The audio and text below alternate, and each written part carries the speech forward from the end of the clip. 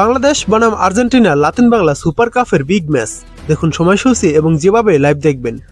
হার দিয়ে Latin Bangla super cup শুরু করেছে Bangladesh red green future star.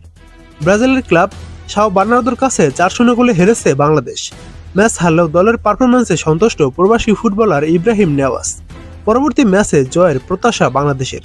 এদিকে ম্যাচের ফলাফল নয়, ম্যাচ উপভোগ করেছে সমর্থকরা। প্রথমবারের মতো জাতীয় স্টেডিয়ামে লাতিন আমেরিকার দলের মুখোমুখি হয়েছিল বাংলাদেশ।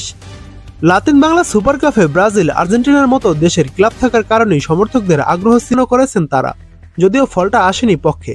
বাংলাদেশ হারলেও নিজেদের পারফরমেন্স নিয়ে সন্তুষ্ট রেড গ্রিন ফিউচার স্টারের প্রবাসী ফুটবলার ইব্রাহিম নেওয়াজ।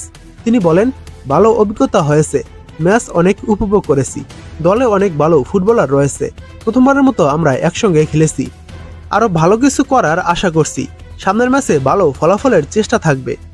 ব্রাজিল আর্জেন্টিনার দল দেখে তাদের নিয়ে বেশি আগ্রহ দেশের ফুটবল প্রেমীদের। মেসি নেইমারদের বিপক্ষে বাংলাদেশ খেলার সুযোগ না পেলেও ঘরের মাঠে এমএসআর দলের বিপক্ষে ম্যাচ বেশ উপভোগ করেছেন সমর্থকরা। ব্রাজিলের বিপক্ষে ম্যাচ হারলেও আর্জেন্টিনার ক্লাব অ্যাথলেটিকো চালনের বিপক্ষে জয়ের প্রত্যাশা বাংলাদেশের। আর্জেন্টিনার ক্লাব অ্যাথলেটিকো চালনের বিপক্ষে আগামীকাল খেলবে বাংলাদেশ দল।